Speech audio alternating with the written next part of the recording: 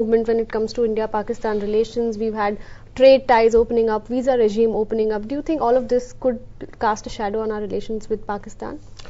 I think India is moving in very cautiously on this issue as far as training of Afghan National Security Forces is concerned, and very rightly so. But then it's not all about National Army also. Yeah, I mean, it's been there for a long time, and of course, as I said, India will be very cautious. How do you think Pakistan is going to react to it all? Because Pakistan, we know, is wary of Indian presence in Afghanistan. Or you think after Obama's re-election, India can go the whole hog?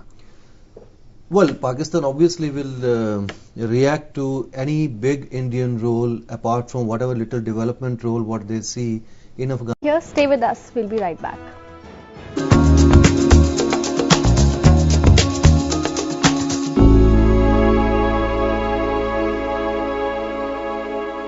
Visit to India.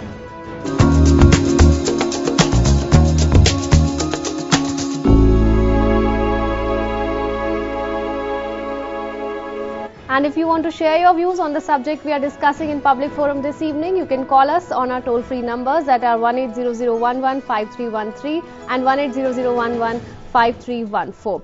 Professor Sachdev, I'll continue with you. 4 key pacts we are expecting will be signed between India and Afghanistan, and one of them is going to be on mining. That is extremely crucial, the next big thing in Afghanistan. How do you see that playing out?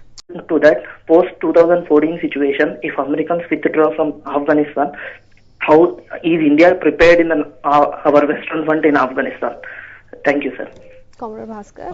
Santosh, that's a very good question, and I think the short response is that you're absolutely right, that any post-2014 scenario would need a certain degree of consultation and hopefully consensus amongst what I often describe as Afghanistan's principal interlocutors. So in this, yes, China and Russia are very major countries, and as the panel just pointed out, China expects to play a very visible economic and development role with Afghanistan, especially in the mining sector. Russia has its own interest. What's your question?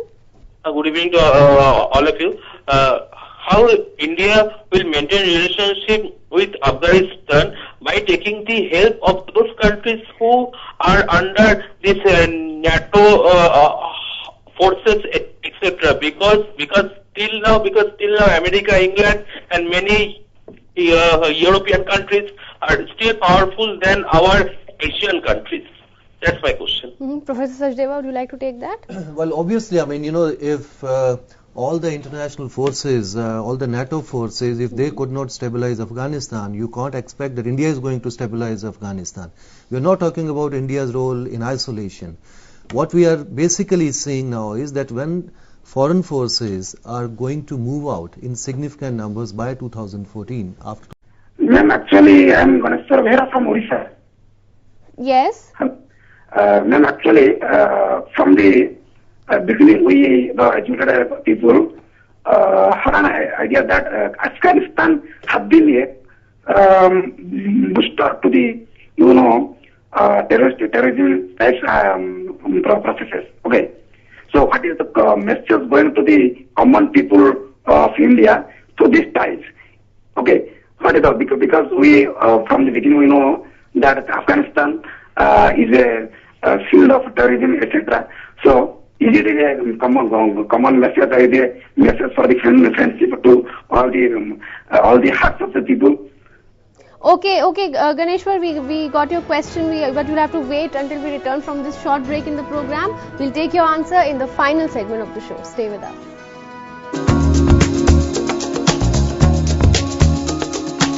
Swami, we really don't know what's, what would be the future like. You never know, they might go back to, again, Taliban, or they may stay back. So what would be India's role in basically modernizing the Afghanistan army with respect to education?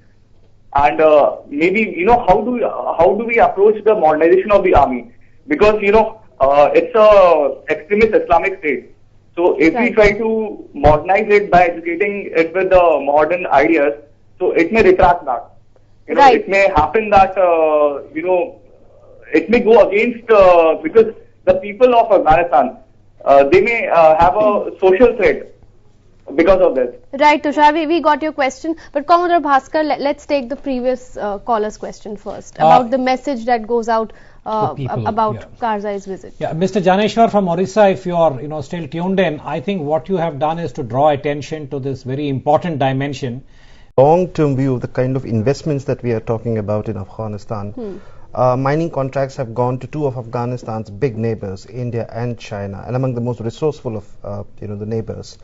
I think that and given the insecurity, the uncertainty, I think that opens up an opportunity, scope for cooperation among these countries who are investing huge sums of money in the mining sector of Afghanistan. Maybe it's an opportunity for some sort of a regional realignment or some sort of a regional cooperation, keeping in view India's engagement in Afghanistan unfolding. I think the way India looks at Afghanistan, as one has seen most of the statements, discussions happen. It's time for me to wrap up this discussion here, where I'd like to thank all my guests for coming to our studios. It was a pleasure having you all here. Professor Gulshan Sachdeva, Commodore Uday Bhaskar, Sanjay Kapoor and Vishal Chandra. Well, that's it for now in this edition of Public Forum. Thanks for watching. Goodbye.